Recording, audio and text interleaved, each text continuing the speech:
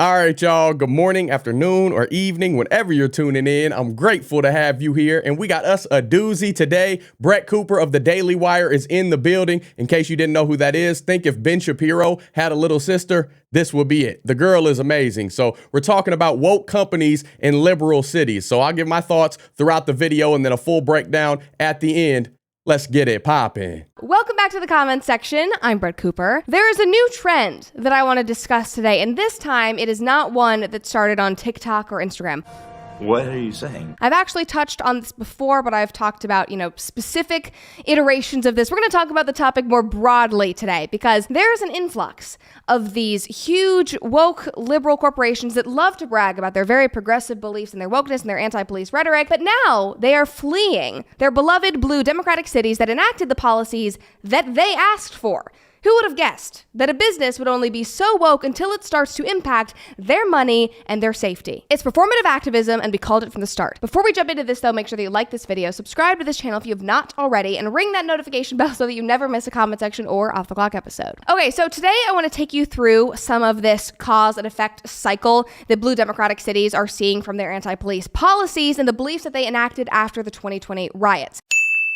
Now, it's happening all over the country, but one of the most notable examples, and one that we've talked about at length before because this has happened so often, is how San Francisco is turning into a business ghost town. Here's one story that we did not cover back in June. Old Navy to Nordstrom, half of retailers fleeing downtown San Francisco. They wrote, as about 24 stores have announced plans to vacate San Francisco as its crime issues remain unresolved, retail crime has been a hot topic that has proven difficult to solve. Some such retailers, which include Old Navy, Banana Republic, Crate and Barrel, Amazon Go, Saks Off Fifth, Anthropologie, and Office Depot, have issued statements explaining inventory shrink and other foot traffic problems that made business in the area untenable. Foot traffic problems. That's a really nice way to say unbridled crime. That's the politically correct way to say that. Now, it is not just the businesses suffering. Take it from a San Francisco resident herself. I'm literally shaking right now. I was just getting groceries and I live in San Francisco and I never really feel fully safe.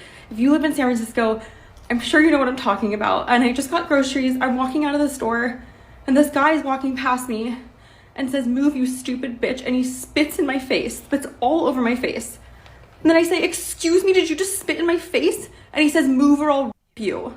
There's also people everywhere and everyone's just walking by because they're like, I can't handle something else in San Francisco. It's always something else. I don't even know why I'm posting this. If you live in San Francisco, do you feel this way all the time? I don't feel safe, ever. I literally never feel safe.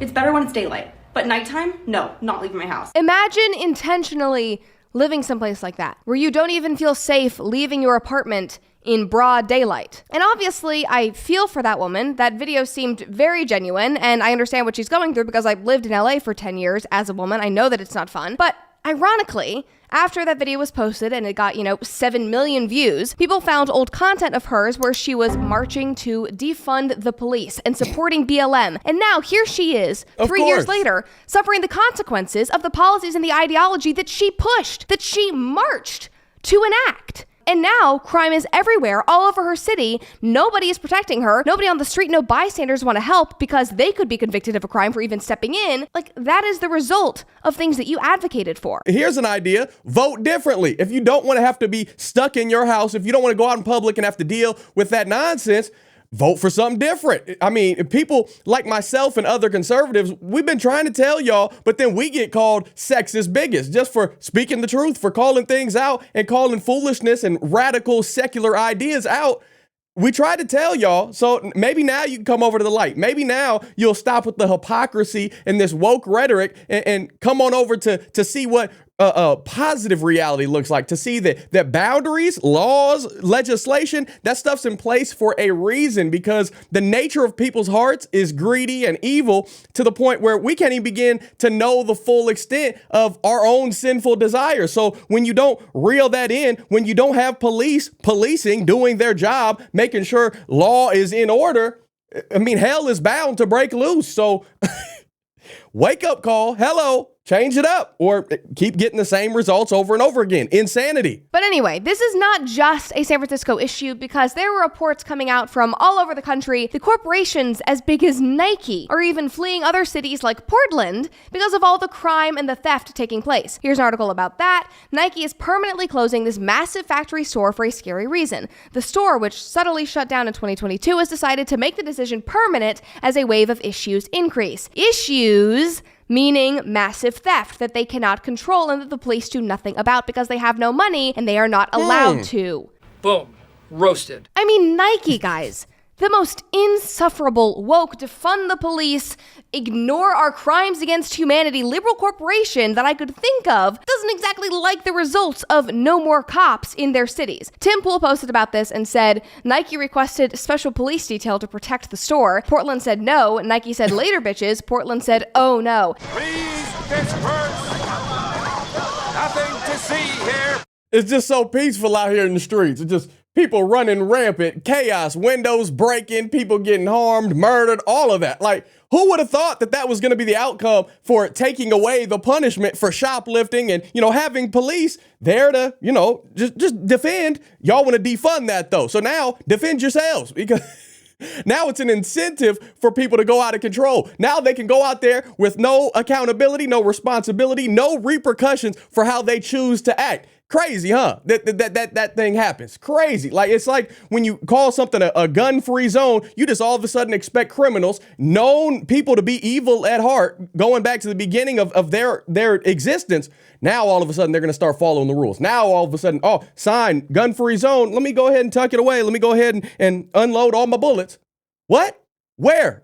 They don't make no sense. It's ridiculous. It's so offensive to me that Nike would even think to ask for special police detail. Like, you advocated for these policies. Hypocrites. It's like the celebrities that walk around with their private security and their gated homes in Beverly Hills and go, oh, yes, we do not need the police. They're so bigoted. They're so awful. They're so racist. Like, we don't need them. We just need community support to protect us. Like, woman, you have private security 24/7. It is not about you. It's about the people in the community who need to be protected and cannot afford to have private security 24/7 or live in a gated community. Amen. God. Anyway, somebody commented and said, why? It's only a peaceful protest. Somebody else said, isn't Nike the self-appointed leader of virtue signaling and inclusiveness? You mean revenue really does come first? For shame.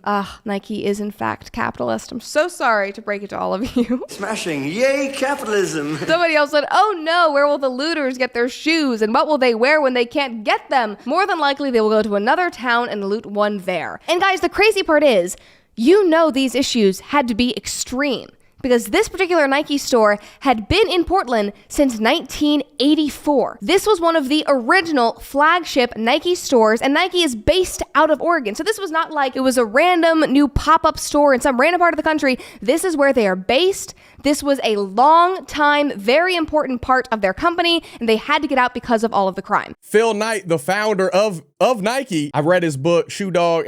I liked the book, but Phil Knight, please believe, he's all about that money. So he's all about doing whatever woke rhetoric, pushing whatever agenda that tickles the fancy, that makes people feel good and tingly inside. But if it ever showed up at Phil Knight's door, you better believe that man has guns and security and all the stuff that he says he's against. No, he's not. Behind the scenes, all of that stuff is right there, ready to be exhibited on full display if it comes knocking. People are so quick to judge Monday morning quarterback and call things out until it actually is plaguing their life and their current situation. Then all that nonsense that you were talking about, all that media propaganda that you were pushing, out the window. You forget all of those values that you had. Here it is. This is justice for these radical secular libs. You reap what you sow, and they're finally learning the consequences of their own policies. And I feel badly for the residents that have to live there to a certain extent. But at some point, you have to say, hey, if you don't do something different, God's just going to give you over to that reprobate mind, to the consequences, to that Sodom and Gomorrah action that y'all just keep choosing to use that free will decision-making opportunity to choose sin, choose to promote sin. All right, deal with it. Deal with the consequences of sin, which ultimately, when you wage that, it leads to death. Wake up, not being woke. Come into reality and see what the truth looks like and live within boundaries and parameters and let those laws be what they are. Here's some more on that. There was a news station that was reporting on this, and they said that the Nike store had the second highest rate of reported shoplifting incidents in 2019 at 437 cases reported, behind a nearby Target with 650 cases. That is insane.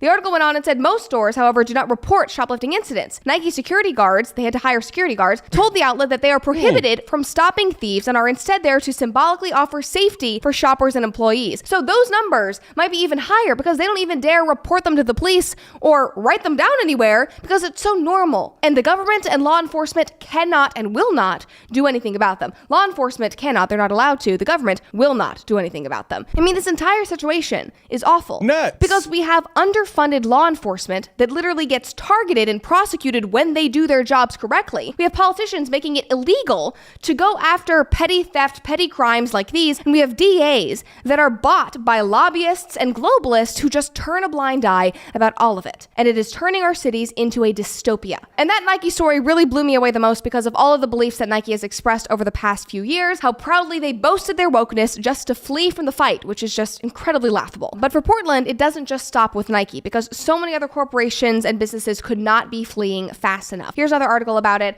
They said Walmart joined the ranks of Nike, Cracker Barrel, and regional grocery store Green Zebra when it closed its 2 stores in Portland. The article goes on and says rising crime in Portland is undeniable, with homicides and robberies increasing after its police budget was cut from $244 million to $229 million in 2020, and businesses are suffering. Columbia Sportswear-owned brand Sorrel moved its headquarters from Portland, citing safety as an issue. Nike has also complained about the amount of crime in the city, and REI announced that it would be closing its Portland store due to its highest numbers of break-ins and thefts in 2 decades, despite actions to provide extra security, despite the fact that all of these stores have hired private security guards to stand outside. Now, with this trend happening all over the country with so many different companies, we obviously have to ask, where are they going? When they leave Portland, when they leave San Francisco, where are they heading? Well, many are ditching the consequences of their actions by fleeing to safer red states. Can you imagine that? Like Facebook/Meta is literally building huge campuses in Alabama and Idaho. Here are 2 articles about that. Meta is building a giant $800 million data center in Idaho that's very close to Boise. Here's something from Bama Buzz. A Facebook data center in Huntsville makes plans for expansion. Oracle has plans for their new headquarters to be in Nashville. Like, what's next? Like, I thought the elites looked down their noses at those of us who dared to live in those middle America states. Now, obviously, it is pretty easy to figure out why this is happening. Taxes, crime, and almost anything associated with negativity flourishes in blue Democratic-run cities. And when you come to a red-leaning state, even if you were in a blue city like Nashville, which is in a red state of Tennessee, suddenly you feel safer and you're making more money while paying less taxes, and it's just crazy how that all works. Maybe one day they'll learn. Maybe. I pray for them. Oh, Lord, I pray for them. We're going to need borders around states pretty soon, because these people, if you can't keep your home base in order in your blue state, we don't want that in a red state. Now, I live in Illinois. I've lived in Florida. I moved back only because I'm from here and family. And please believe, I live out in the sticks, far away from all of this. I'm not anywhere close to Chicago. Thank the Lord. We don't want this coming to our door. We structure our red states like this for a reason. Conservatives like things conserved. Conservation is simple, by the book, tried and true. Most conservatives are Bible thumping Christians, how it's supposed to be. They live in the truth. They don't live in the world and of the world. They live in the world, but they're not of the world, and they aren't captivated by these sin-filled desires, and they don't lean into it. And when there's a problem, we call the cops. We don't call a social worker like these Democrats talk about. Yeah. Call your nearest psychiatrist, or, unleash your inner Keanu Reeves of the Matrix, and you can just dodge those bullets and pop out some jujitsu all of a sudden, chuck a frying pan at them, and that's going to deter a criminal. A criminal, fully loaded, coming in with an AR, or most likely a pistol, but what you think you gonna do? You think if somebody's coming at you with a gun, you just gonna say, hold up, wait while I dial this number real quick. Wait while I call Dr. Steve or, my psychiatrist nearby. What they gonna do?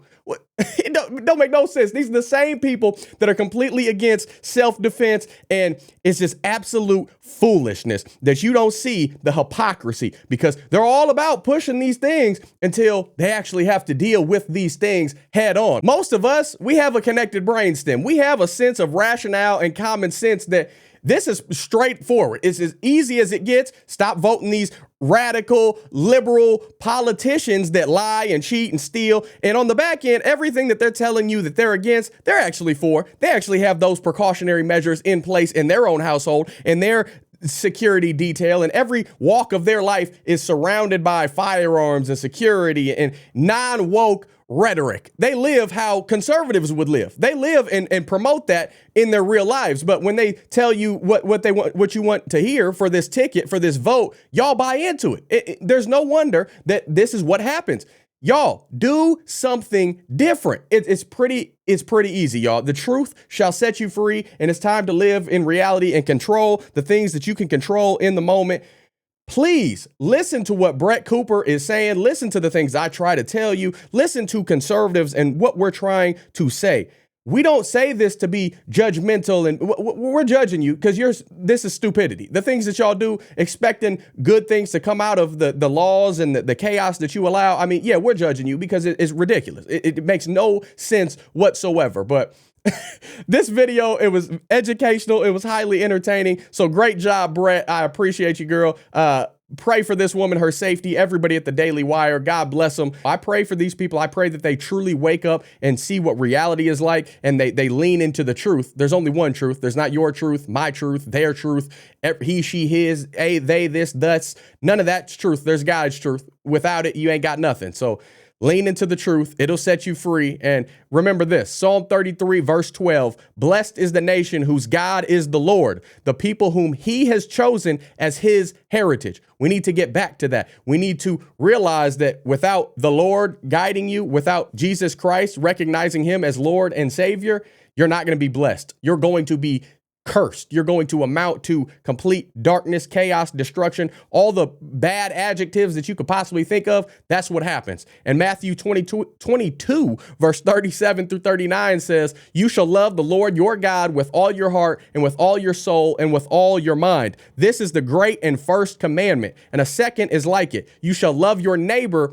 as yourself. I love my neighbor, and you should love your neighbor by speaking the truth in love. If you keep voting for these demonic politicians, these lying people in office, and expecting good things to come out of it, don't, because it's not going to happen. So that's how I love my neighbor. I promote righteousness. I see them straying off path, their city falling into the abyss, and I say, hey, come over here, reach repentance, confess the Lord as your Savior, and walk the righteous path, the narrow path that not many people go down. Wide is the path that leads to destruction, that leads to hell. Come over here and follow this narrow path. Come over here and make your blue state a red state. And I'm not saying red is perfection. I'm saying Jesus is perfection. So let's start living by those values with that on the forefront, and everything will work out. I promise you. But what do y'all think about all this? What do you think about Brett's take? What do you think about the way I tried to tie it in biblically? What do you think about this whole hypocrisy situation with woke companies in these liberal cities? I would love to know if you got a better solution. Any thoughts, any criticisms of mine or Brett's or any of this,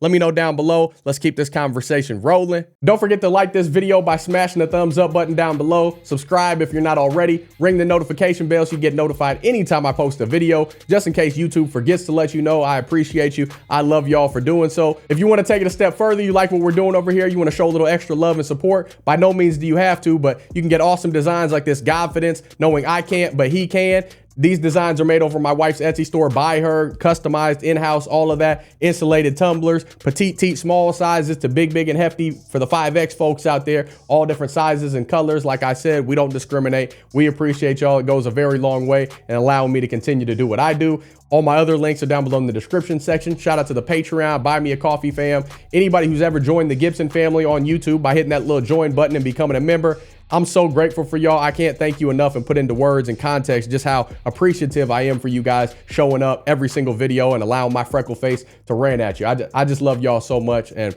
I'm going to go ahead and wrap this thing up. I'll be praying for you. Until next time, Godspeed. I'm gone.